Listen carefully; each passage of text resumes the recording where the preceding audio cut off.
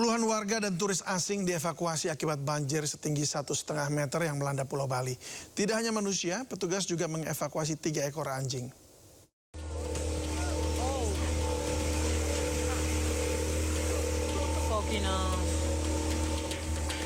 Banjir setinggi hingga 1,5 meter yang merendam kawasan Denpasar, Bali membuat puluhan turis asing dievakuasi tim SAR Polda Bali.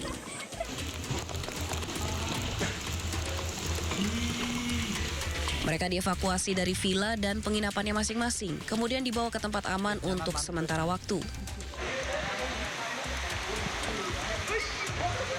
Sejumlah wisatawan meminta dievakuasi ke penginapan lain yang aman.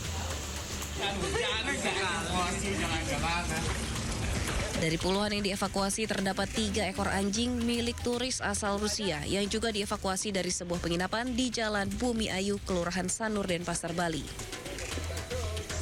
Koordinator SAR Samapta Polda Bali menyebut menerjunkan 4 kano dan 1 perahu karet untuk mengevakuasi wisatawan, warga, serta hewan peliharaan. Hujan deras di kawasan lereng Argopuro membuat 5 kecamatan di Kabupaten Probolinggo diterjang banjir. Ketinggian banjir mencapai 1 meter lebih.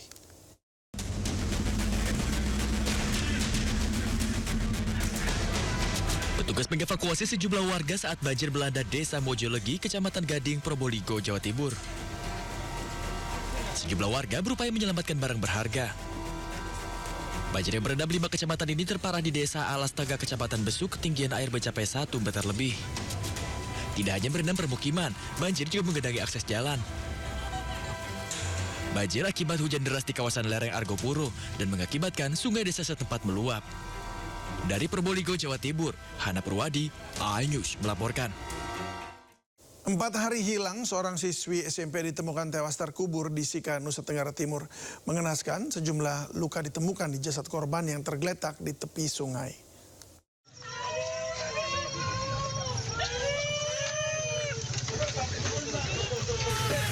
Isak tangis keluarga pecah saat jasad remaja putri ini tiba di kamar jenazah RSUD TC Hilir Maumere.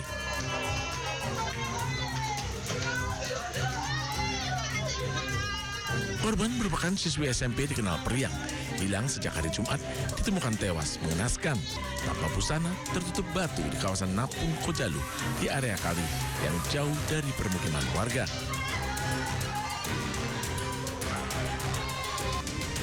Proses evakuasi berlangsung dramatis, kondisi medan yang ekstrim dan tidak dapat diakses kendaraan.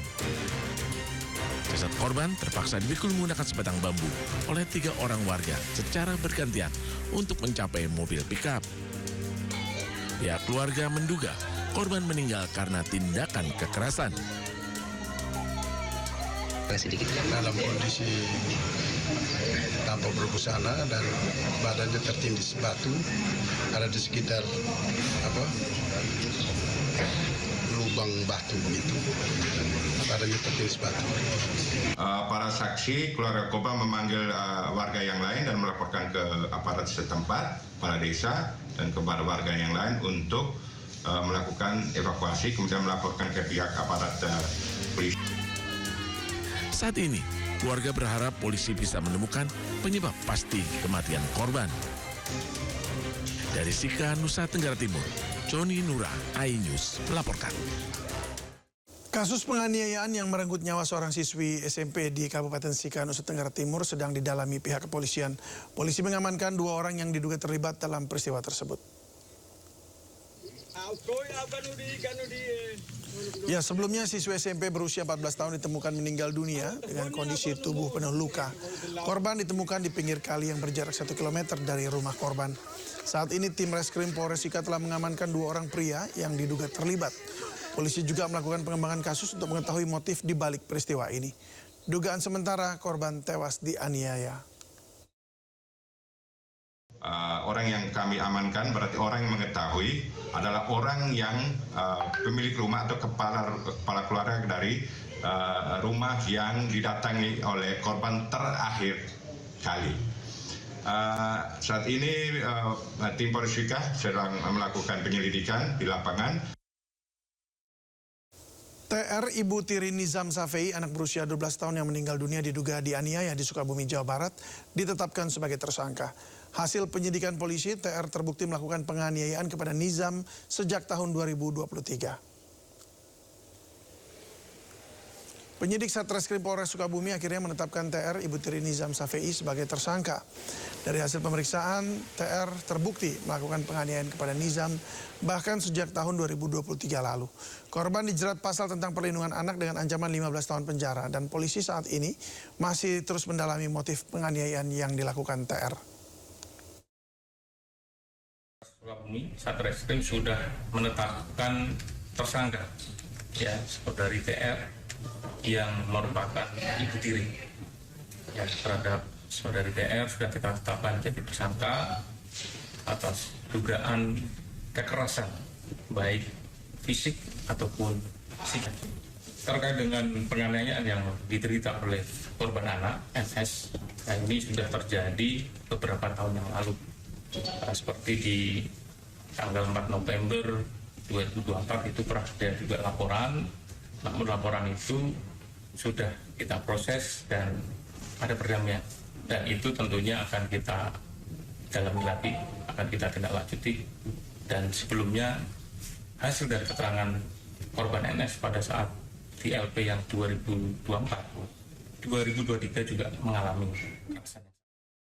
Ibu kandung Nizam, Lisnawati, melaporkan mantan suaminya Anwar Satibi dan Ibu Tiri Nizam TR.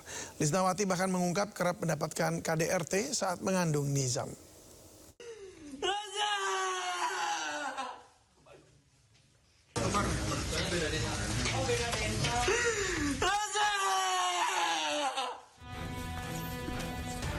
Sambil meneteskan air mata, Lisnawati mengaku sudah 4 tahun tidak bisa bertemu Nizam karena dibatasi mantan suaminya. Hingga ia baru bisa bertemu saat Nizam, anak kandungnya, sudah tak bernyawa.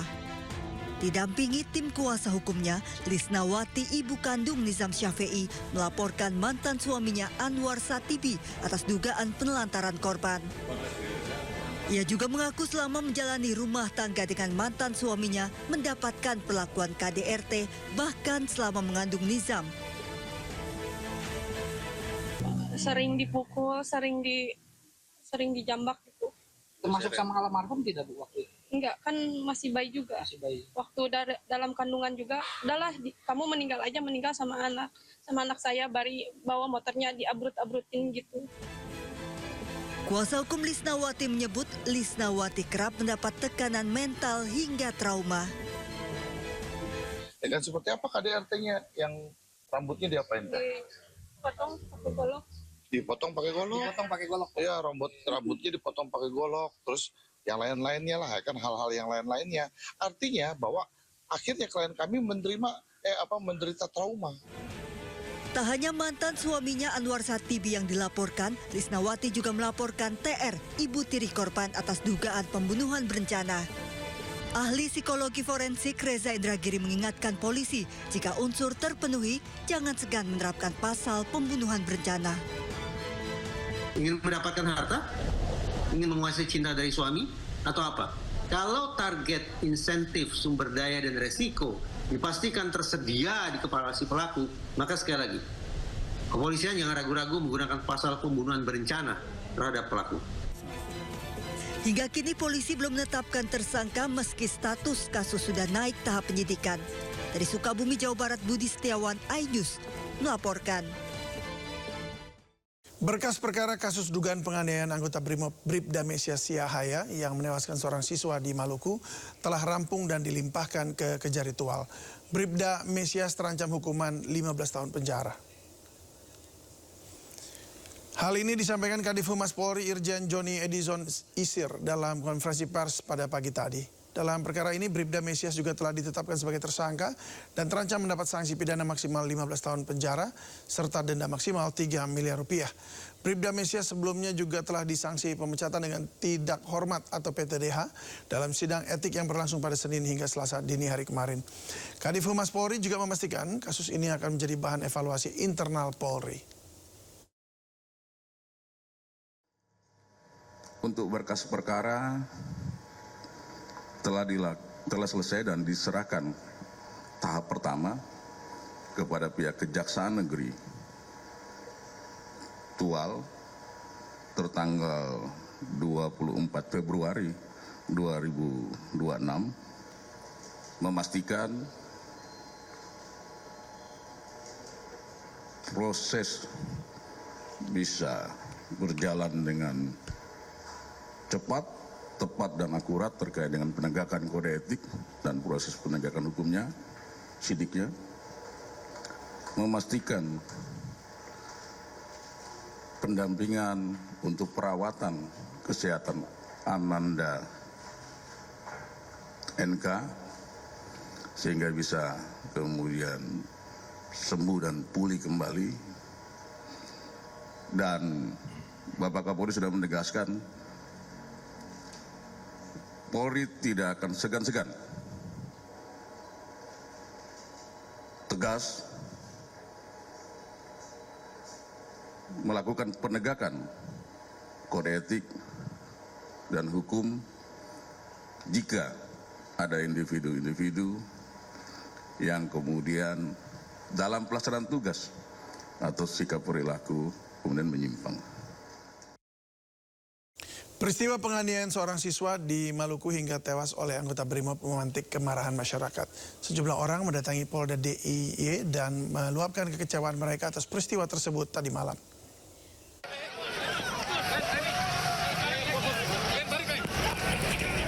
Kedamaian malam di Kota Pelajar Yogyakarta terusik suara kericuhan massa di depan Polda Jogja. Sekelompok orang mencoret tembok gedung hingga merobohkan pagar di sisi timur. Tanpa orasi, massa aksi turut memblokade Ring Road Utara. Aksi unjuk rasa yang berujung kericuhan ini adalah bentuk kekecewaan dan kemarahan masyarakat atas penganiayaan oleh oknum anggota BRIMOB terhadap seorang anak di Tual, Maluku hingga tewas. Kita berharap setidaknya polisi bisa sadar bahwa mereka tidak bisa melakukan ataupun semena-mena terhadap rakyatnya, bahwa polisi itu harus hadir sebagai garda pelindung bagi masyarakat. Polisi sempat mengamankan 3 mahasiswa dalam demo malam itu, namun ketiganya telah diserahkan kembali ke pihak kampus. Menjelang pagi, satu persatu massa membubarkan diri hingga kondisi bisa dikendalikan. Sementara itu, karir Bribda Masias Yahya berhenti di hadapan sidang etik yang digelar Polda Maluku. Sidang menetapkan sanksi pemecatan tidak dengan hormat atau PTDH dari keanggotaan Polri. Sidang yang berlangsung secara maraton selama 12 jam hingga Selasa subuh ini membuktikan bahwa Bribda Masias telah menganiaya hingga tewas seorang pelajar menggunakan helm Korps BRIMOB saat korban sedang berkendara. Peristiwa penganiayaan terjadi pada Kamis 19 Februari lalu saat korban bersama kakaknya yang menggunakan sepeda motor dituduh terlibat balap liar. Korban dipukul oleh pelaku menggunakan helm di bagian kepala. Pukulan itu membuat korban jatuh tersungkur dan kehilangan kesadaran hingga dinyatakan tewas. Tim Liputan iNews melaporkan. Unjuk rasa mahasiswa di Mapolda Daerah Istimewa Yogyakarta Selasa malam berakhir ricuh dan diwarnai kericuhan. Dalam kericuhan ini 3 mahasiswa sempat diamankan, namun setelah dilakukan koordinasi, ketiganya telah dikembalikan ke rektorat kampus masing-masing.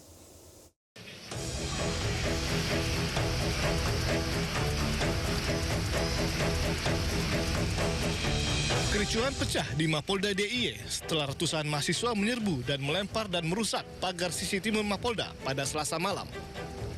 Selain itu, pengunjuk rasa juga mendobrak pintu pagar dan merusak pelang nama Mapolda DIY. Dalam aksinya, mahasiswa mengecam sejumlah aksi kekerasan yang dilakukan polisi di beberapa daerah, salah satunya di Tual, Maluku. Dalam keterangan melalui media sosial, Polda DIY menyatakan massa merusak pagar dan melempari area Mapolda. Kericuhan juga menyebabkan kemacetan di sekitar lokasi. Polisi menyatakan pihaknya tidak menggunakan gas air mata saat membubarkan massa. Dalam kericuhan ini, 3 mahasiswa sempat diamankan. Namun setelah dilakukan koordinasi, ketiganya telah dikembalikan ke rektorat kampus masing-masing. Dari Sleman, Yogyakarta, Heru Trijoko, iNews melaporkan. Barreskrim Polri tangkap 12 orang tersangka kasus perdagangan orang dengan modus memperjualbelikan bayi. Perdagangan bayi ini salah satunya untuk adopsi dan sudah dilakukan sejak 2024 di seluruh Indonesia. Sepanjang tahun 2022 hingga 2025 tercatat 91 kasus dengan total 180 anak yang diduga menjadi korban perdagangan orang. Mereka memperjualbelikan bayi melalui media sosial seperti TikTok dan Facebook dengan modus adopsi anak. Praktik perdagangan bayi tersebut terjadi di sejumlah wilayah diantaranya Jakarta, Banten, Yogyakarta hingga Bali dan Papua. Saat ini terdapat 7 bayi yang berhasil diamankan dan masih dalam proses asesmen oleh Kementerian Sosial. Pada tanggal 21 November 2025 tentang tindak pidana perdagangan orang dengan modus memperjualbelikan bayi yang terjadi di wilayah Jakarta, Banten, Yogyakarta, Jawa Barat, Jawa Tengah, Jawa Timur, Sulawesi Selatan, Jambi, Bali, Kalimantan, kemudian Kepulauan Riau dan Papua, dan telah ditetapkan sebagai tersangka sebanyak 12 orang yang terdiri dari 8 orang dari kelompok perantara dan 4 orang dari kelompok orang tua. Kemudian modus operandinya yaitu dengan menggunakan medsos, dalam hal ini adalah TikTok, Facebook dan semacamnya. Kemudian barang bukti sudah tergelar di hadapan rekan-rekan media, yaitu berupa 21 unit handphone, kemudian 17 buah ATM, 74 dokumen dan 1 tas perlengkapan bayi. Kemudian dari keterangan tersangka, jaringan ini telah melakukan aktivitas penjualan bayi secara ilegal sejak tahun 2024 dengan pendapatan ratusan juta rupiah. Dari hasil pengawasan KPAI dan tentunya koordinasi dengan lintas kementerian dan lembaga, bahwa menyimpulkan bahwa ini bukan kasus tunggal begitu ya. Ini merupakan bagian dari pola perdagangan anak yang terorganisir dan tentunya memanfaatkan celah sistem pengangkatan anak, kemudian juga ada celah administrasi kependudukan dan juga kerentanan keluarga. KPAI dalam pengawasan langsung ini menemukan adanya praktik pemalsuan dokumen anak, kemudian juga penggunaan pelantara, serta praktik adopsi ilegal. Tentunya tadi yang disampaikan Pak Agung dari Kemensos, seharusnya adopsi yang legal itu seperti apa? Ternyata pada kasus ini tidak sesuai dengan mekanisme yang sebenarnya, sesuai dengan peraturan yang ada. Nasib pilu dialami oleh seorang ojek pangkalan di Pandeglang, Banten. Dirinya terancam menjadi tersangka usai mengalami kecelakaan akibat jalan berlubang dan penumpang seorang anak sekolah dasar yang ia bawa meninggal dunia.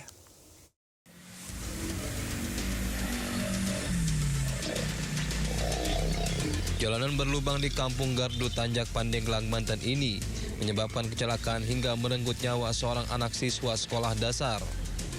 Peristiwa terjadi pada 27 Januari 2026 lalu saat korban KR diantar pulang sekolah oleh tukang ojek pangkalan Al-Amin Maksum. Saat di perjalanan, Al-Amin menghindari jalan berlubang dan terpental bersama korban. Naas, di waktu yang bersamaan, sebuah mobil melintas dan melindas korban hingga meninggal dunia. Sementara Al-Amin mengalami luka-luka dan sempat menjalani perawatan di rumah sakit. Pasca kejadian, Al-Amin Maksum menjalani pemeriksaan di Mapolres Pandeglang.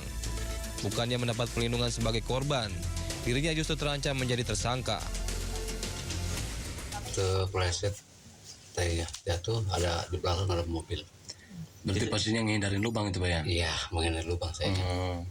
Terus Pak dengan kondisi itu, Pak langsung merangkul anak itu, saya duduk di trotoar, langsung dibawa ke ambulan. Saya minta keadilan aja Pak, supaya saya nggak jadi tersangka kan ya. Ya saya kan tahu orang korban kan saya nggak punya, masa saya jadi tersangka Pak. Kagetnya Pak? Kaget nggak sih pas dengar awal? Kaget ya Pak. Nah Pak, kalau untuk Bapak sama si anak itu udah berapa lama sih Pak? Hampir 5 tahun. Itu berarti ojek langganan? Ojek langganan. Sementara itu, Polda Banten memastikan belum ada penetapan status tersangka untuk Al-Amin Maksum. Penyidik Satlantas Polres Pandeglang saat ini masih mengumpulkan keterangan saksi dan alat bukti untuk mendalami kasus ini. Bahwa sampai saat hari ini, sore ini, penyidik Satlantas Polres Pandeglang masih mendalami perkara ini. dengan status perkara dalam tahap penyelidikan, sehingga dipastikan belum ada penetapan tersangka seperti berita yang viral. Kini, Al-Amin berharap kasus yang menimpanya dapat diselesaikan secara kekeluargaan, mengingat dirinya merupakan tulang punggung bagi seorang istri dan ketiga anaknya. Dari Pandeglang, Banten, Feby Febrianto, iNews melaporkan. Seorang pengacara di Tangerang, Banten jadi korban penusukan oleh penagih hutang. Korban pun terpaksa dilarikan ke rumah sakit sementara polisi masih memburu para pelaku.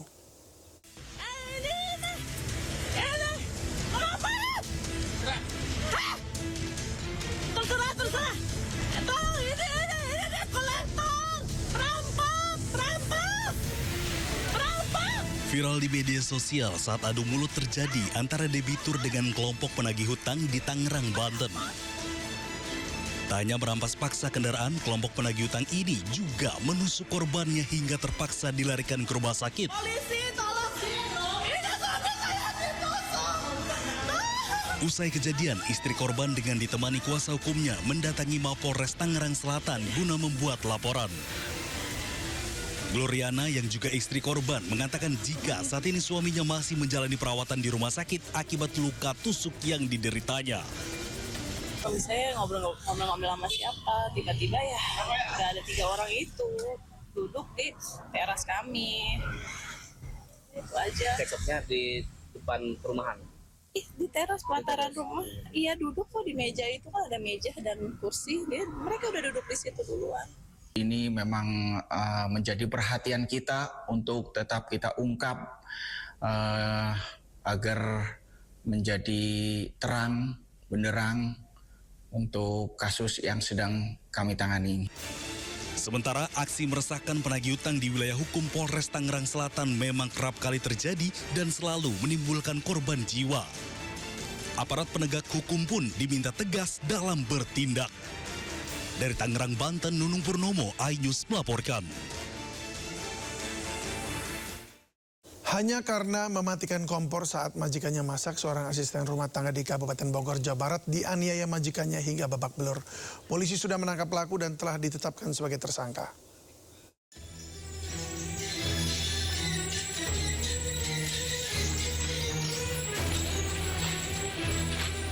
Seorang asisten rumah tangga berinisial FF mengalami luka di sekujur tubuhnya usai dianiaya oleh majikannya sendiri. Pelaku berinisial OAP adalah warga desa Bojongkulur, Kecamatan Gunung Putri, Kabupaten Bogor, Jawa Barat. Pelaku menganiaya korban hanya karena masalah sepele, yakni korban mematikan kompor saat pelaku sedang memasak. Berdasarkan hasil visum, korban mengalami sejumlah luka, yakni di bagian kepala, telinga, punggung, hingga tangan. Update-nya hari ini untuk tersangka sudah dilakukan pemeriksaan di Satreskrim PPO Polres Bogor. Lalu selanjutnya kami akan melakukan penahanan terhadap yang bersangkutan. Usai terdapat cukup bukti, pelaku langsung ditahan di Mako Polres Bogor dan ditetapkan sebagai tersangka. Akibat perbuatannya, pelaku dijerat dengan pasal 44 ayat 2 Undang-Undang Nomor 23 Tahun 2004 tentang KDRT dan pasal penganiayaan di KUHP dengan ancaman hukuman 10 tahun. Dari Bogor, Jawa Barat, Wildan Hidayat, iNews melaporkan. Pemprov DKI Jakarta mengeluarkan aturan terkait pembangunan dan operasional lapangan padel. Lapangan baru tidak lagi diizinkan berdiri di zona perumahan dan wajib memenuhi ketentuan perizinan.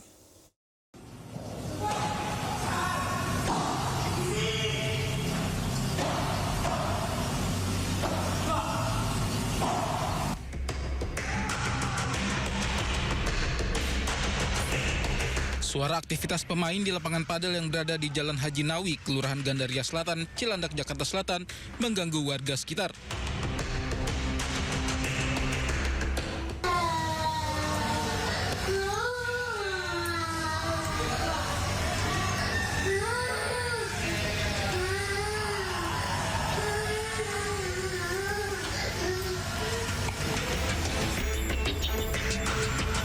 Warga mengaku terganggu lantaran suara berisik dari lapangan padel yang letaknya di tengah pemukiman terjadi sepanjang hari, dari pagi hingga larut malam.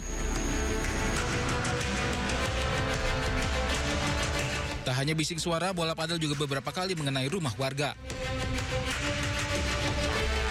Pemprov Jakarta pun ambil langkah terkait masalah ini.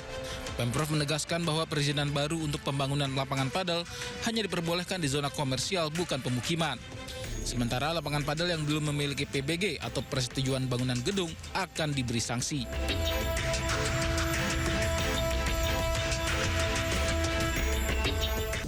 Saya akan memulai yang pertama. Untuk lapangan padel sudah diputuskan perizinan baru untuk pembangunan atau lapangan padel tidak diperbolehkan di zona perumahan. Semuanya harus di zona komersial untuk yang baru. Yang berikutnya adalah bangunan atau lapangan padel yang tidak memiliki PBG dilakukan penghentian kegiatan, pembongkaran dan pencabutan izin usaha. Kedepan setiap pembangunan lapangan padel baru wajib mendapatkan persetujuan izin teknis awal dari Dinas Pemuda dan Olahraga sebagai acuan. Pemprov Jakarta berupaya menyeimbangkan antara antusiasme masyarakat terhadap olahraga padel dan ketertiban tata ruang serta kenyamanan lingkungan. Dari Jakarta, Berliana Mileni, Sutrisno Fihir, iNews melaporkan. Viral di media sosial, siswa mengeluh mendapatkan menu MBG pisang hijau yang masih mentah dan tidak bisa dikonsumsi. Ya, inilah menu makan bergizi gratis yang diterima di kawasan Sukma Jaya Bungaran. Pisang yang masih hijau mentah dan 1 buah jeruk. Menu ini dikeluhkan karena pisangnya tidak bisa dimakan. Menanggapi hal ini, unit pelaksana SPPG Sukma Jaya 3 mengakui adanya kelalaian dalam proses kontrol kualitas sehingga buah yang disalurkan belum siap disantap saat diterima siswa. Kepala SPPG Sukma Jaya 3 dengan hal ini memohon maaf sedalam-dalamnya karena terkait dengan temuan hari ini ada menu pisang yang masih hijau, menu pisang yang masih keras, masih tidak layak konsumsi. Itu semua karena pure dari kesalahan kami, karena kami lalai dalam hal QC. Oleh karena itu, dengan ini kami minta maaf, mohon maaf sedalam-dalamnya, sebesar-besarnya atas nama SPPG Sukma Jaya 3. Adapun terkait dengan menu pisang ini dikarenakan dari pihak supplier kami kemarin mengirimkan dalam bentuk pisang yang sudah terlalu matang, sudah benyek. Oleh sebab itu kami lakukan retur ulang dan kemudian retur ulang dalam bentuk pisang yang masih hijau dan dijanjikan dapat matang secepatnya. Sementara itu, Wakil Kepala BGN Bidang Komunikasi Investigasi Nanik S. Deyang menegaskan semua laporan masyarakat diterima demi menjaga kualitas menu makanan bergizi gratis. Wakil Kepala BGN Bidang Komunikasi dan Investigasi Nani S. Deyang menyatakan setiap laporan akan ditindaklanjuti secara profesional, objektif dan sesuai prosedur pengawasan yang berlaku guna memastikan pelaksanaan program MBG berjalan sesuai ketentuan dan standar yang telah ditetapkan.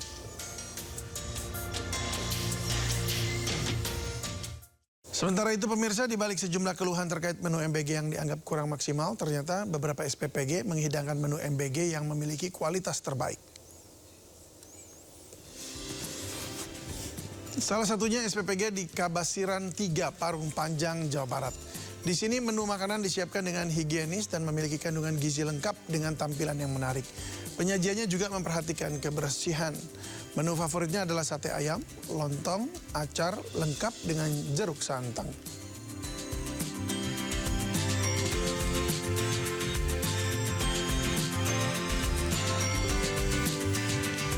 Tak hanya di Parung Panjang, SPPG Gunung Tandala Tasikmalaya juga menyajikan menu yang nikmat. Nasi goreng seafood dihidangkan dengan pendamping lauk lainnya seperti telur, daging, dan dilengkapi dengan buah jeruk. Menu lainnya juga ada ayam bakar madu, tempe bacem, dan sayur capcay. Makanan menu MBG seperti ini membuat banyak siswa sangat senang dan menunggu kedatangan pembagian makan bergizi gratis. Banyak netizen yang berharap MBG dengan kualitas seperti ini merata disuguhkan di seluruh Indonesia.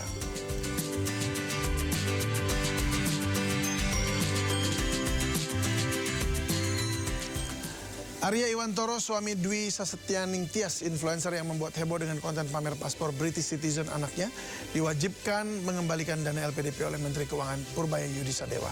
Informasinya hadir sesaat lagi.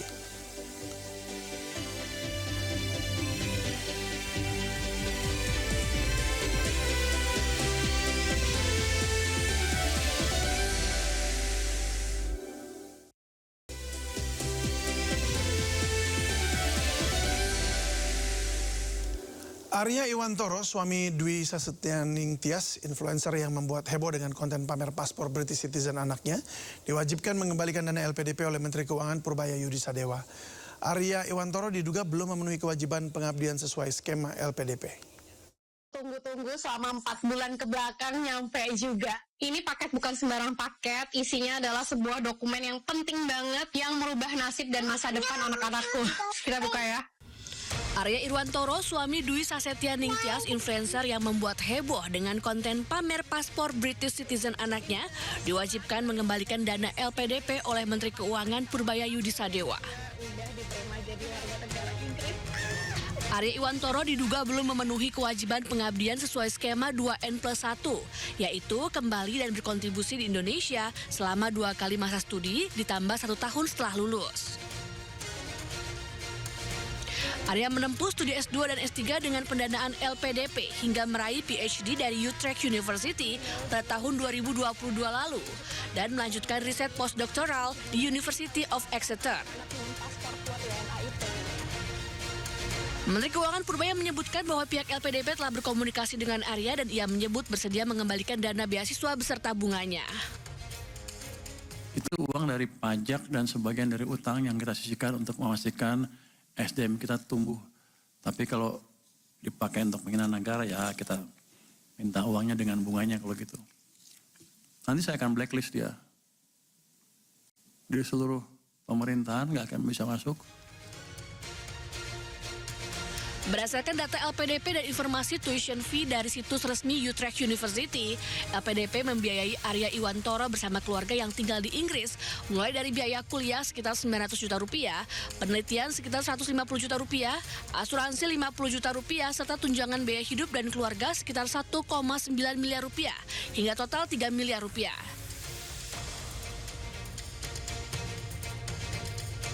Sementara untuk biaya S3, biaya kuliah 0 rupiah karena dibiayai universitas.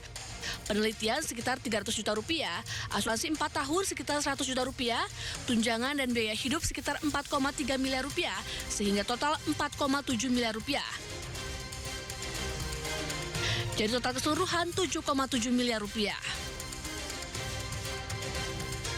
I know the world seems unfair, tapi cukup aku aja yang WNI, anak-anakku jangan. Kita usahakan anak-anak dengan paspor kuat WNA itu. Let's go. Usai viral di media sosial, Sasetyaning Tias pun mengunggah tulisan permohonan maaf. Ia menyebut video tersebut dibuat sebagai bentuk rasa kecewa dan frustasi sebagai WNI terhadap kondisi Indonesia. Tim Liputan, iNews melaporkan. Badan Pendidikan dan Pelatihan Keuangan melakukan audit terhadap ratusan alumni beasiswa Lembaga Pengelola Dana Pendidikan LPDP guna memastikan integritas penggunaan dana pendidikan negara tersebut. Hingga kini tercatat 44 orang teridentifikasi melanggar kewajiban untuk kembali dan mengabdi di Indonesia. Baik, terakhir Pak Sudarto, BPPK. Dalam konferensi pers APBN kita di kantor Kementerian Keuangan Jakarta Pusat Senin kemarin, PLT Kepala Badan Pendidikan dan Pelatihan Keuangan Kemenkeu Sudarto melaporkan 44 penerima beasiswa LPDP mangkir dari kewajiban mengabdi di Indonesia. Dari jumlah tersebut, 8 orang telah diberi sanksi wajib mengembalikan dana beasiswa yang diterima, sementara 36 orang lainnya masih dalam proses pemeriksaan. Kami sudah melakukan penelitian terhadap mungkin lebih dari 600 ya awalnya. Dan dari jumlah tersebut yang sudah ditetapkan sanksi ya, termasuk pengembalian, itu 8 orang, 36 lagi sedang dalam proses. Memang dari laporan-laporan tersebut, misalnya terdapat yang masih dalam masa magang ya. Di mana saat ini LPDP memberikan kesempatan untuk magang dan juga membangun usaha selama 2 tahun di luar negeri sesuai dengan ketentuan yang ada di buku pedoman penerima beasiswa. Kemudian ada yang sudah selesai masa pengabdian ataupun mendapatkan penugasan dari kantornya. Sementara itu, Sudarto juga menyampaikan data yang dia paparkan berasal dari perlintasan keimigrasian Kementerian Imigrasi dan Pemasyarakatan serta laporan dari masyarakat. Tim Liputan iNews melaporkan. Mulai 2026, pemerintah membagi beasiswa reguler LPDP dengan skema beasiswa STEM Industri Strategis dan Share. Kedua beasiswa tersebut berfokus pada bidang studi tertentu. Apa saja bidang studi yang dimaksud dan komponen dana apa saja yang diberikan atau diterima? Berikut daftarnya untuk Anda.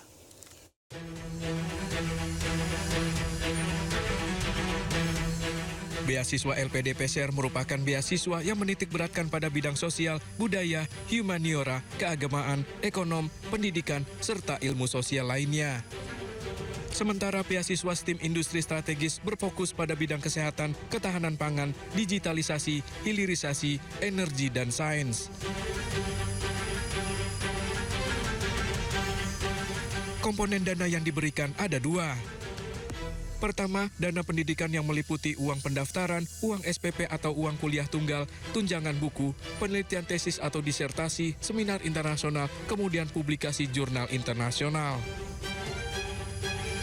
Sementara yang kedua, dana pendukung yang meliputi transportasi, aplikasi visa, asuransi kesehatan, kedatangan, biaya hidup bulanan, lomba internasional, tunjangan keluarga khusus dokter dan dana keadaan darurat jika diperlukan.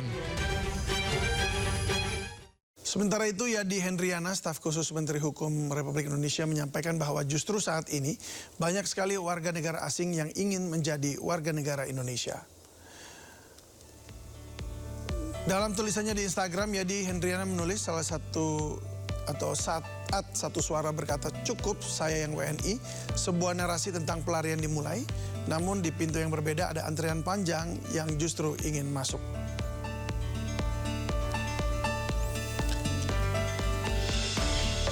Ketika satu orang memilih pergi, data menunjukkan adanya ratusan lainnya berebut untuk tinggal, meski makin sedikit yang diterima. Grafik menunjukkan bukti banyak warga negara asing mengajukan diri menjadi WNI Indonesia adalah jawaban, bukan sekedar persinggahan. Dijelaskan alasan mereka rela antre demi status WNI, Indonesia ekonomi terbesar di Asia Tenggara. IMF menyebut Indonesia titik terang pertumbuhan ekonomi global di tengah lingkungan eksternal yang menantang. Dengan segala potensinya, Indonesia masih dipandang menjadi negara yang layak untuk tinggal.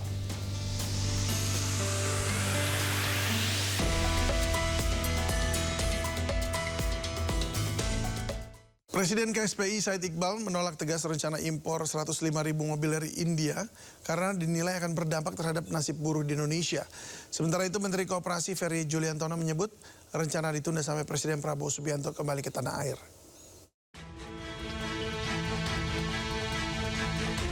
Rencana pemerintah impor 105.000 unit pickup dari India menuai polemik. Salah satunya datang dari Konfederasi Serikat Pekerja Indonesia atau KSPI. Presiden KSPI Said Iqbal menolak tegas rencana impor mobil pickup yang bernilai 24 triliun rupiah tersebut karena dianggap akan berdampak terhadap nasib buruh di Indonesia. Di mana rasionalitasnya? 105.000 buruh. 105.000 pick up itu kalau diproduksi di dalam negeri, di produsen-produsen mobil tadi, kontrak buruh-buruh yang bekerja di pabrik mobil di Indonesia, kok malah dikasih ke India? Sementara itu, Menteri Koperasi Ferry Juliantono mengatakan rencana impor pick up dari India bukan kewenangan Kementerian Koperasi. Ferry menjelaskan rencana tersebut ditunda sampai Presiden Prabowo kembali ke tanah air. Kemarin sudah diputuskan itu bukan kewenangannya Kementerian Koperasi. Jadi itu sudah diputuskan ditunda sampai nunggu Pak Presiden. Sebelumnya, Wakil Ketua DPR RI Sufmi Dasko Ahmad meminta pemerintah untuk menunda impor 105.000 pick-up asal India ini sebelum Presiden Prabowo tiba di Indonesia. Nantinya, menurut Dasko, Prabowo akan membahas dan meminta pendapat terkait rencana impor pick-up asal India yang bernilai 24 triliun rupiah. Tim Liputan iNews melaporkan. Rencana impor 105.000 mobil pick-up dari India menuai kontroversi. Wakil Ketua DPR RI Sufmi Dasko Ahmad meminta pemerintah menunda rencana impor pick-up yang akan digunakan untuk Kopdes Merah Putih. Ya, pemerintah, maksud kami rencana impor mobil pick-up berpenggerak 4 roda besar-besaran dari India memantik kritik tajam dan langkah ini dinilai akan menggerus produk domestik bruto hingga mencapai 39 triliun rupiah. Jika angka sebesar itu terbang ke luar negeri, maka akan merugikan industri otomotif nasional. Wakil Ketua DPR RI Sufmi Dasko Ahmad meminta impor ditunda sambil menunggu keputusan Presiden Prabowo yang saat ini tengah melakukan kunjungan ke luar negeri. Menurut Dasko, sebelum melakukan impor mobil, Presiden Prabowo akan meminta pendapat dan mengkalkulasi lagi kesiapan dari perusahaan dalam negeri. Sebelumnya, Direktur Utama Agrinas Pangan Nusantara Jao Angalo de Sousa Mota mengungkapkan alasan impor dari 105.000 unit pick-up dari India ini senilai lebih dari 24 triliun rupiah untuk operasional Kopdes Merah Putih. Keputusan impor didorong oleh harga, kualitas, serta ketersediaan produk serupa yang terbatas di dalam negeri.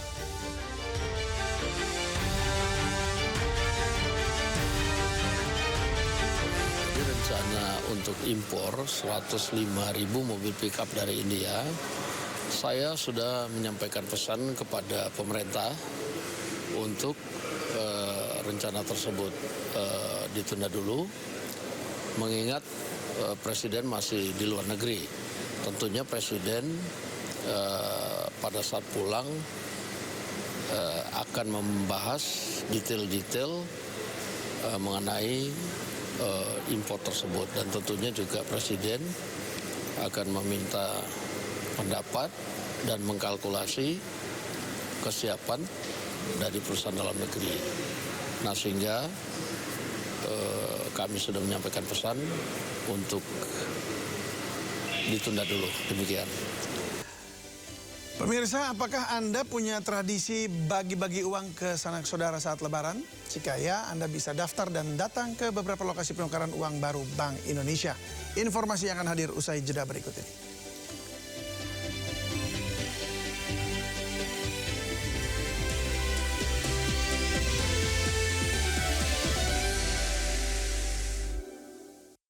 News TV.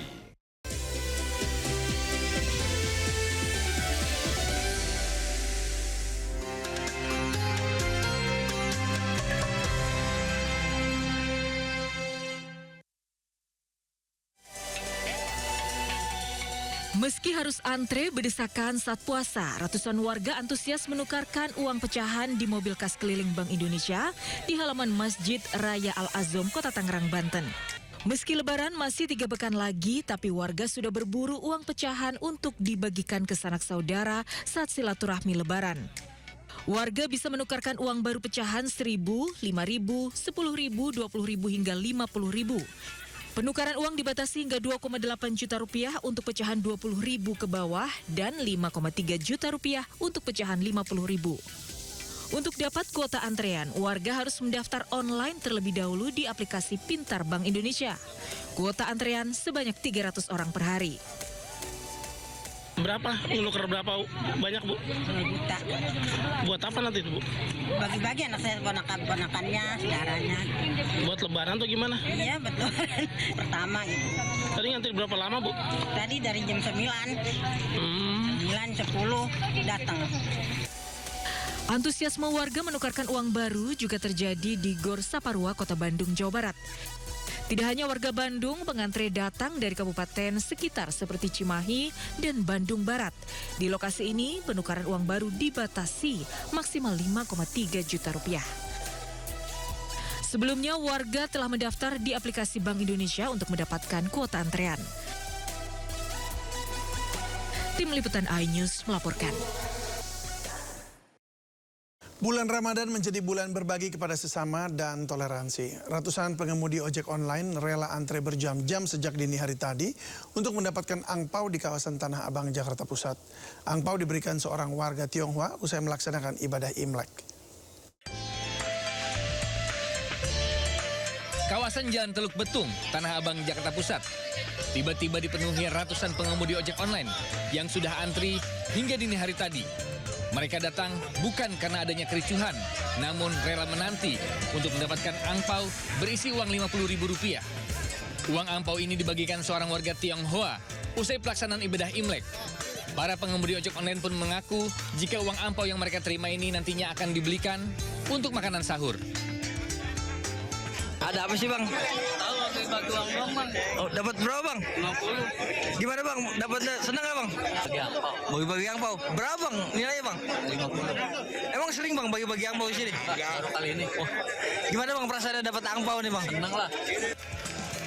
Sementara itu, sejumlah petugas juga disiagakan di lokasi untuk mengantisipasi kericuhan. Dari Jakarta, Henry Sayangbati, iNews melaporkan. Pemirsa, beli kue kering lebaran tidak harus dalam kemasan toplesan. Kalau butuh banyak untuk dibagi-bagi akan lebih hemat kalau beli kue kering curah alias kiloan. Salah satunya di Pasar Jatinegara, Jakarta Timur. Jurnalis kami Amrina Rida punya informasinya untuk Anda. Pemirsa, meskipun baru awal di bulan Ramadan, namun nampaknya sudah ada sejumlah masyarakat, terutama warga begitu ya, yang mencoba untuk mencari kue-kue kering lebaran. Nah, salah satu tempat yang menjadi favorit untuk membeli kue-kue kering ini adalah di Pasar Jatinegara. Nah, ini kami berada di salah satu kios di Pasar Jatinegara yang menjual kue-kue kering. Nah, ini adalah beberapa tumpukan dari kue-kue kering yang dijual di sini, yang mana ini dijual dalam sistem per kilo. Ini ada berbagai macam, misalnya kue lidah almond keju, lalu di bawahnya ada kue mede almond spesial, ada choco mede lapis, dan juga jenis-jenis kue lainnya, di mana untuk kue-kue yang ditumpuk ini harganya adalah sekitar Rp180.000 per kilogramnya. Nah, di sebelahnya ini juga ada berbagai macam kue-kue yang menarik lain, misalnya lidah kombinasi, terus ini di bawahnya juga pemirsa ada yang menarik penuh dengan choco chips, namanya adalah kue hati glazur, begitu ya. Dan ini di bawahnya juga ada kue mede keju. Dan yang paling menarik perhatian saya yang cukup jarang saya lihat, ini di bawahnya ada kue blueberry cherry. Terus di bawahnya lagi ini ada kue kastengel nih. Ini yang paling laris dan selalu dicari setiap tahun, kue kastengel. Nah, untuk yang sebelahnya ini harganya adalah sekitar Rp160.000 per kilogramnya. Nah, tentunya para pembeli bisa membeli sesuai dengan yang mereka inginkan, misalnya 500 gram atau berapa kilo begitu. Nah, selain yang dijual per kilo, di sini juga ternyata menjual yang sudah ditoples seperti ini. Nah, ini adalah kue nastar yang pastinya juga identik dengan hari Lebaran yang sudah ditoples begini. Harganya adalah sekitar Rp75.000. Buat bagi-bagi sih, ya bisa 3 kilo, 4 kilo lah. Terus rasanya juga emang enak sih. Pemirsa, selain kios yang saya datangi ini di Pasar Jatinegara, terutama di area basement, ini masih ada puluhan dari kios-kios yang menjual kue lebaran dengan harga yang bervariatif. Tentunya bagi pemirsa yang tidak sabar ingin survei dan juga ingin mencari kue-kue lebaran, bisa saja langsung datang ke Pasar Jatinegara yang berada di area Jakarta Timur. Dari Jakarta, Amrina Rida, Rama Romadona, iNews melaporkan. Sekarang saya akan ajak Anda melihat suasana war takjil untuk mengetahui bagaimana antusiasme warga jelang berbuka. Sudah ada rekan Jessica Winoto di kawasan Cikini, Jakarta Pusat, dan rekan Jen Cahyani di kawasan Tebet, Jakarta Selatan. Kita ke Jessica terlebih dahulu. Selamat sore Jessica, apa saja jajanan yang menarik di sana?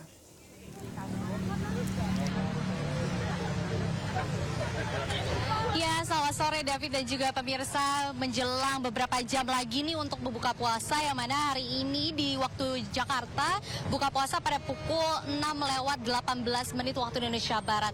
Nah, saat ini saya sudah berada di area Cikini, Jakarta Pusat, tepatnya pas banget di depan stasiun Cikini, Jakarta Pusat. Nah, di sini banyak banget tenan-tenan atau lapak-lapak yang menjual berbagai cemilan, takjil dan lain sebagainya untuk menjadi menu buka puasa warga. Karena tadi sejak pukul 4 tadi kami melihat sudah banyak sekali warga yang datang ke sini untuk membeli gorengan, somai. Bahkan ini di sebelah saya udah ada lapak bakmi. Tapi kayaknya untuk buka puasa saya nggak ambil bakmi dulu kali ya. Ada beberapa yang saya udah liatin terus, yaitu nanti ada telur gulung sama ini lumayan rame. Ini ada es buah. Ibu, aku sekarang mau beli, David dan juga pemirsa. Izin. Halo Ibu. Ibu, es buahnya berapa? 10.000 aja. 10.000 dapat 1 gelas itu ya? Oke, aku boleh ambil. Boleh 2 kah? Boleh ya. Ini seger banget David dan juga pemirsa, bisa dilihat ini ada semangka, ada pepaya, ada melon ya Bu? Ada melon, terus ada jelinya juga, belewah. Belewah, ada koko juga, jadi ini udah pasti seger banget buat buka puasa. Ibu, aku bayar, izin. Oke, nah David dan juga pemirsa, sambil kita nunggu ya kembalian saya ini, kita lanjut langsung beli ke telur gulung sebelahnya persis. Nah ini bisa dilihat, ini cukup menarik ya, karena ini biasanya kalau jajanan SD saya kayaknya kalau telur gulung ya udah telur aja. Kalau di sini ada telur puyuh, ada sosis, bisa dilihat. Nah ini ada bakso juga ya Pak. Nah, Pak, aku mau dong telur gulungnya 2 porsi deh, biar 20 tusuk ya. Apa? 10 tusuk ya? Enggak 20 nih? Enggak dapat ya? 10.000 dapat 5 tusuk nih. Jadi kalau misalnya saya mau beli 2 porsi berarti 20.000 dapat 10 tusuk. Nah, boleh Pak, aku 2 porsi ya, yang telur gulung aja. Nah ini bisa dilihat ya pemirsa, ini dari proses gorengnya, aduh enak banget lagi. Walaupun terlihat ya sangat berminyak, tapi nggak apa-apa David dan juga pemirsa, karena ini sekali-sekali aja kita jajan-jajan yang kayak gini ya kan. Nah setelah kita ambil beli telur gulung, kita coba mungkin ke area belakang kali ya David dan juga pemirsa, karena tadi kita lihat juga ada beberapa lapak lagi yang cukup menarik. Nah di sini juga lumayan ramai karena ini yang menjadi salah satu jalan alternatif juga, karena bisa dilewati, bisa dilihat ini di belakang saya ada telur gulung, terus di sebelahnya ada nasi goreng gila juga dan lain sebagainya. Jadi David dan juga pemirsa, mungkin kita akan lanjut lagi setelah ini, tapi lanjut aja balik ke studio. David. Ya baik Jessica, terima kasih. Ini saya titip telur gulungnya. Nah sekarang kita lihat bagaimana situasi terkini di kawasan Tebet ya. Ada Jen. Jen, apa saja jajanan favorit di sana?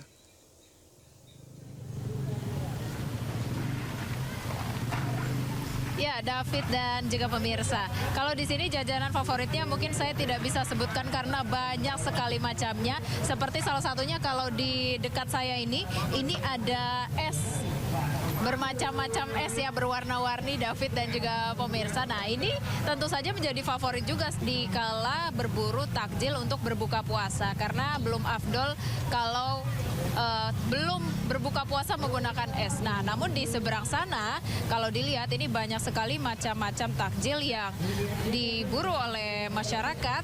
Ya, ada banyak sekali mulai dari makanan ringan sampai makanan berat, David dan juga pemirsa. Nah, ini tentu saja saya juga ikut ngiler ya, mulai dari gorengan. Nah, gorengan ini yang paling afdol ketika kita mencari takjil untuk berbuka puasa ya. Tapi yang saya sangat penasaran nih David dan juga pemirsa, ini di dekat saya ini ada antrian apa sih ini saya juga jadi pengen beli nih. Nah ini kalau dilihat sepertinya ada risol ya, berbagai macam risol yang dijual di sini, ada banyak rasanya.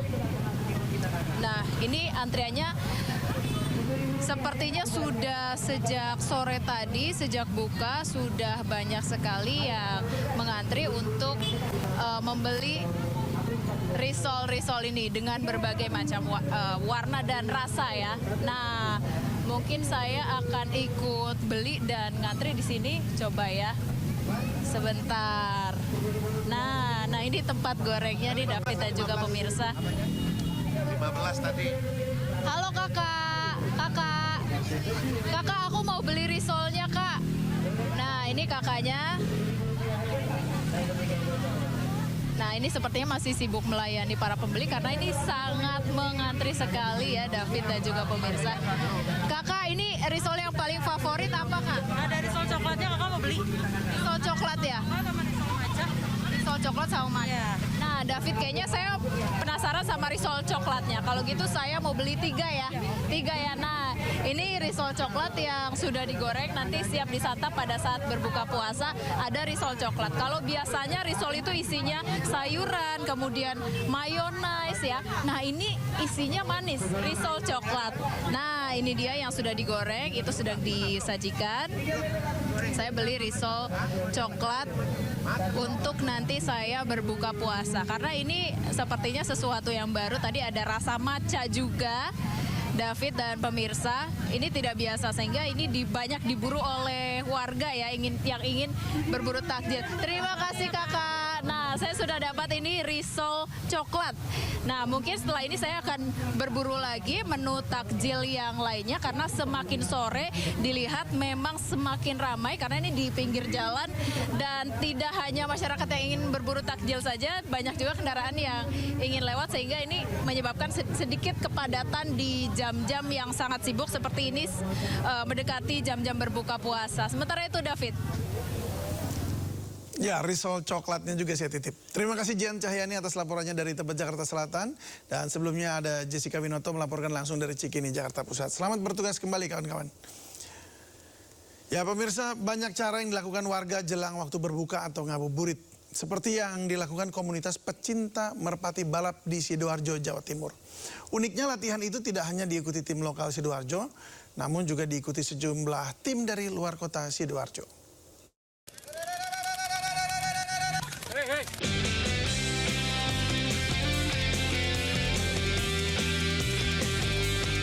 Seru dan meriah, itu yang terasa saat latihan bersama merpati balap di lapangan area persawahan Praloyo Asri, Kelurahan Gebang, Sidoarjo.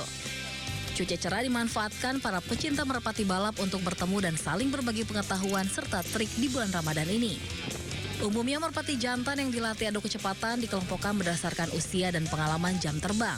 Merpati usia 3,5 bulan dilatih adu cepat terbang dengan jarak antara 10 hingga 15 meter. Sedangkan yang berusia 4 bulan dilatih adu cepat di jarak menengah mulai 20 meter, 25 meter, sampai 40 meter.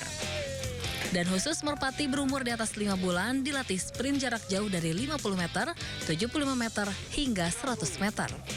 Latihan balap merpati ini harus dilakukan berulang sebanyak 7 kali terbang setiap harinya. Dan dalam sepekan akan digelar 4 hari latihan tanpa jeda. Meski tengah berpuasa, seluruh peserta nampak antusias dan semangat karena latihan ini dilakukan untuk jelang lomba pada April 2026 mendatang.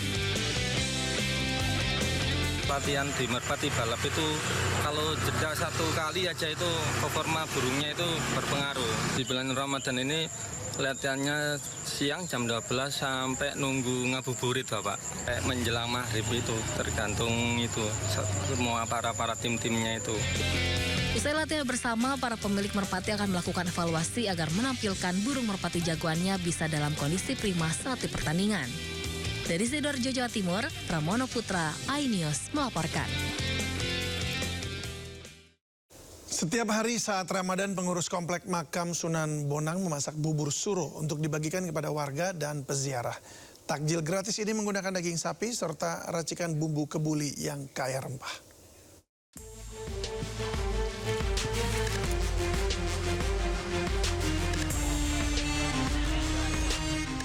Pengurus kompleks makam Sunan Bonang di Kelurahan Kutorejo, Kabupaten Tuban, Jawa Timur, bergotong royong memasak bubur suro Sunan Bonang di area makam Sunan Bonang untuk dibagikan kepada warga dan peziarah.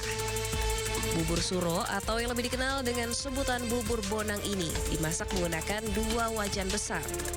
Bahan utamanya terdiri dari beras, santan kelapa, tulang, dan daging sapi, serta racikan bumbu khas perpaduan Jawa dan Timur Tengah. Kaldu dari tulang sapi yang direbus lama memberikan cita rasa yang gurih dan kuat, menyatu dengan aroma rempah-rempah yang menghangatkan. Seluruh proses memasak dilakukan secara tradisional, menggunakan kayu bakar sebagai sumber api. Kegiatan ini telah dilaksanakan secara turun-temurun sejak ratusan tahun lalu. Soal bubur Sunan Bonang itu istilahnya dimulai tahun 1937. Yang membuat itu keluarga Al-Hamid, orang dari Jakarta. Diserahkan pada orang Tuban untuk melaksanakan bubur tiap-tiap bulan Ramadan. Terus sepengalaman saya, yang di bubur itu istilahnya berasnya sampai satu hari 12,5 kilo atau 13 kilo satu hari. Bagi para penikmatnya, bubur suro Sunan Bonang memiliki rasa yang khas, gurih, kaya rempah, dan memberikan sensasi hangat di tubuh. Bubur apa itu? Bubur suro, khas Tuban di makam Sunan Bonang. Adanya setiap bulan Ramadan, mulai awal sampai 1 bulan penuh. Bisa terus. Untuk rasanya sendiri gimana, Mas? Rasanya gurih, mengandung rempah-rempah, dan di bagian itu hangat. Kenapa kok suka itu, Pak? Ya sukanya rasanya khas, tidak ada di tempat lain, jarang. Tradisi ini bukan sekedar membagikan makanan, namun juga menjaga warisan nilai gotong royong dan kesederhanaan yang telah hidup ratusan tahun di bumi Ronggolawe, Tuban. Dari Tuban, Jawa Timur, Pipit Wibawanto, iNews melaporkan. Kota Tarim, Yaman memiliki nuansa Ramadan yang khas dan tidak dapat ditemui di daerah lain. Antusiasme masyarakat Tarim dalam menyambut Ramadan begitu terasa lewat aktivitas keilmuan dan kerohanian. Suasana Ramadan terasa kental di Tarim, kota bersejarah di Yaman yang dikenal sebagai pusat pembelajaran Islam. Yang unik dari suasana Ramadan di kota Tarim, para jemaah tidak langsung pulang usai melaksanakan sholat tarawih dan witir. Mereka duduk bersama, melantunkan pujian kepada Rasulullah dengan nada khas Tarim. Martabak manis, martabak asin, tahu isi, Ya, untuk mengetahui selengkapnya terkait pengalaman selama Ramadan di Yaman, sudah bergabung bersama kami Ahmad Kamil, mahasiswa Indonesia di Tarim, Yaman. Selamat sore waktu Indonesia dan selamat siang waktu Yaman, Mas Kamil. Selamat sore, Mas David. Siap, terima kasih Mas sudah bergabung bersama kami. Ini pengalaman puasa tahun keberapa Mas di Yaman? Untuk tahun, alhamdulillah sekarang lumayan sih Mas, sudah tahun kelima. Wah, udah tahun kelima ya. Iya. Ini apa perbedaan yang paling mencolok antara Ramadan di sana dengan di sini, di Indonesia? Sebenarnya kalau boleh diringkas, beberapa perbedaan yang paling berasa banget sih nomor satu, kalau baru pertama kali datang tuh yang pasti cuaca, Mas. Mungkin cuacanya tuh pretty much kurang lebihnya sama kayak di Saudi. Jadi dia kalau nggak panas banget atau nggak dingin banget. Kayak kalau sekarang nih lagi alhamdulillahnya lebih mending sih, dingin banget dibanding panas banget kan haus. Cuman dua-duanya sama-sama kering. Jadi itu nomor satu dari masalah cuaca sih, mungkin yang paling berasa banget. Kemudian mungkin yang kedua yang paling berasa banget waktunya berubah. Jadi di sini kalau biasanya kita di Indonesia kan emang jam kerja pun walaupun Ramadan tuh tetap dari pagi sampai sore misal. Jadi waktunya kita beraktivitas dari pagi sampai sore. Nah di sini tuh dibeda.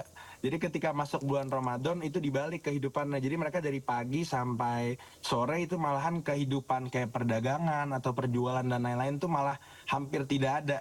Mulai berjualannya atau mereka mulai beraktivitas mulai dari sore hari setelah asar sampai kurang lebih menjelang sahur lagi. Itu sih Mas mungkin perbedaan yang benar-benar paling berasa. Terus, iya. Pada jam-jam dari pagi sampai sore itu ngapain masyarakatnya? Jadi karena di sini kita kan menghidupkan malam Ramadan. Jadi malamnya tuh full ibadah, ada yang beraktivitas, ada yang apa-apa. Jadi ketika mulai setelah subuh, setelah isyraq, setelah waktu duha, mereka beristirahat tuh Mas David. Sampai kurang lebih sebelum duhur atau waktu duhur. Nah kemudian setelah waktu duhur mereka masing-masing ada yang membaca Al-Quran, ada yang memiliki halaqah mungkin membaca pelajaran-pelajarannya, mengulang pelajaran atau ya beraktivitas yang berhubungannya dengan agama. Nanti ketika setelah asar baru kemudian mereka mulai ada yang berjualan takjil, mulai ada yang berjualan dan melakukan aktivitas mereka masing-masing. Begitu kurang lebihnya Mas David. Oh begitu, itu 1 bulan penuh ya. Kalau jam panjang jam berpuasanya sama ya di sana? Iya kurang lebih sama. Kita untuk sekarang kan hitungannya masih musim dingin ya Mas David. Kalau di sini sekarang itu kita azan di jam 5 kurang 10 dan maghribnya di jam 6 kurang 10 juga. Jadi kurang lebih 13 jam berpuasanya. 13 jam, oke. Lalu apa menu buka puasa yang khas tuh di Yaman? Tadi saya lihat ada beberapa orang jualan dipakai apa namanya tuh, kayak termos besar itu. Jadi sebenarnya kalau yang aku lihat ya, aku tuh dari tadi juga mikirin apa ya kalau bakal ditanya menu yang khas. Nah jadi sebenarnya mungkin dulu tuh ada Mas David menu yang khas. Jadi karena dulu mungkin ada makanan-makanan di sini itu yang nggak ada di Indonesia. Tapi kok setelah aku lihat-lihat kok semua makanan yang ada di sini sekarang udah ada di Indonesia. Kayak misalnya sesimpel sambosa misalnya. Dulu kan sambosa tuh khas Timur Tengah banget nih. Ya, sekarang aku lihat sambosa ya. Sambosa yang kayak segitiga. Gorengan gitu kan. Dalamnya daging sapi, betul. bukan? Iya, betul. Baru ketemu saya tadi. Oh iya, makanya dulu itu kan khas Timur Tengah. Cuman sekarang saya lihat di Indonesia kayak rata-rata makanan Timur Tengah hampir semuanya ada. Cuman mungkin yang tadi terpikir di kepala aku tuh ada dua hal. Yang pertama Shahi Ahmar. Jadi Shahi Ahmar nih sebenarnya teh merah, teh panas. Cuman berbedanya dia di sini tehnya tuh dibuatnya. Jadi prosesnya satu teh sendiri, satu air panas sendiri. Nanti tingkat kekentalan yang diinginkan sesuai kemauannya konsumen. Jadi karena di sini mereka menggunakan teh itu untuk menggantikan posisi kopi. Jadi saking kuatnya tehnya itu bisa sampai buat orang nggak tidur juga. Itu satu. Wah, astaga. Yang kedua, yang kedua ada namanya asidah. Asidah tuh kayak semacam tepung yang diolah sama daging. Nanti dimakannya tuh pakai semacam gula atau madu gitu tuh, Mas. Wow, menarik juga. Tahun 2000 berapa ya? 2003 atau 2004 saya pernah ke Yaman juga tuh. Dan Mas David pernah ke Yaman juga? Tahun 2010 ya, pernah juga ke Sana'a ya kalau nggak salah namanya. Kota. Oh iya, ada Sana'a, benar. Ya tapi saya belum sempat cobain makanan-makanan begini nih. Waduh, sayang sekali, rasanya pengen banget. Nah, terus kalau untuk diaspora Indonesia di sana, jumlahnya cukup banyak gak? Dan biasanya ngapain aja selama Ramadan? Cukup banyak, Mas. Jadi untuk di Timur Tengah sendiri sekarang diaspora yang ada di sini WNI menempati posisi kedua terbanyak setelah Mesir. Jadi kalau untuk kegiatan yang mereka lakukan sebenarnya kurang lebih mereka pun nggak ada kayak kegiatan khusus yang mereka lakuin sendiri gitu. Jadi kurang lebih emang mengikuti kegiatan atau adat-adat yang ada di sini. Salah satu kegiatan yang paling menarik yang diaspora di WNI di sini suka lakukan karena termasuk menjadi keunikan puasa di sini di Ramadan di sini adalah jadi ada namanya taraweh hopping lah sebutannya. Jadi kalau bahasanya nge-push rokaat taraweh. Jadi di sini itu kita jadwal dari setiap masjid itu berbeda-beda, Mas. Jadi misalnya di salah satu masjid namanya Masjid Sultanah itu mulai sholat tarawih jam 8. Nanti setengah 9 masjid berbeda lagi. Jam 9 masjid berbeda lagi. Jam setengah 10 terus sampai terakhirnya jam setengah 3. Jadi makanya rata-rata di 10 hari terakhir di malam-malam ganjil kan disebut kemungkinan Lailatul Qadar. Mereka mengejar sampai satu malam tuh bisa 100 rakaat taraweh, Mas David. Wow, itu berantai jadinya akhirnya ya. Berantai, iya. Jadi memilih jadwalnya karena kan ada jadwalnya. Iya. Di sana ada kayak di Indonesia nggak gitu? Pawai obor gitu. Ada, tapi ketika dekat-dekat Id nanti akan ada tetap kayak gitu. Gitu. Terus tapi tetap memang mereka nggak meninggalkan keindonesiaan ya, maksudnya kita di sini tetap ada organisasi misalnya Jawa Tengah, Perkumpulan Jawa Tengah, Perkumpulan Jawa Timur, Perkumpulan Madura dan lain-lain, dan mereka tetap mengadakan semacam bukber lah, silaturahmi sesama warga Jawa Tengah yang ada setempat, warga Jawa Timur, Banjarmasin dan lain-lain. Wow, baik, menarik. Baik kalau gitu, Mas Ahmad Kamil, ini terima kasih banyak ya sudah berbagi bersama kami mengenai Ramadan di Yaman. Selamat menjalankan ibadah puasa di sana. Salam sehat. Terima kasih banyak juga Mas David atas waktunya. Terima kasih. Ya, pemirsa, beragam informasi lain masih akan hadir untuk Anda. Tetaplah bersama kami di Sindo Sore.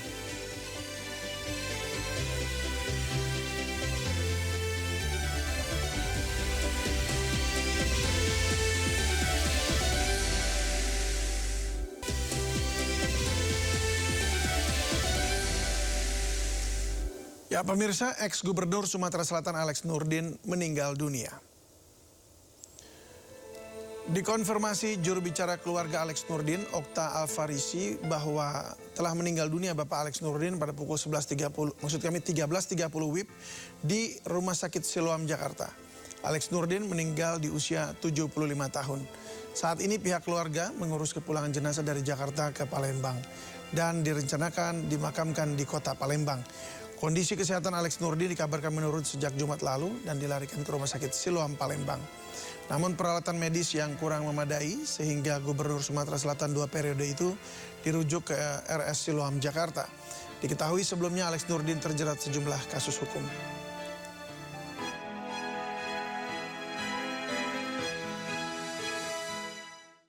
Presiden Prabowo Subianto tiba di Yordania untuk melakukan pertemuan dengan Raja Yordania Yang Mulia Abdullah II bin Al-Hussein. Kunjungan ini sekaligus menyaksikan penandatanganan sejumlah perjanjian kerjasama di berbagai sektor. Kedatangan Presiden Prabowo di Pangkalan Angkatan Udara Marka Aman disambut putra mahkota Pangeran Hussein bin Abdullah II, jajaran pemerintah Yordania, serta Duta Besar Republik Indonesia untuk Kerajaan Hashimiyah Yordania. Presiden juga menerima sambutan hangat dari puluhan diaspora dan mahasiswa Indonesia yang telah menantikan kehadirannya di ibu kota Aman. Selain bertemu dengan Raja Yordania Yang Mulia Abdullah II bin Al-Hussein, kunjungan ini juga sekaligus menyaksikan penandatanganan sejumlah perjanjian kerjasama di berbagai sektor.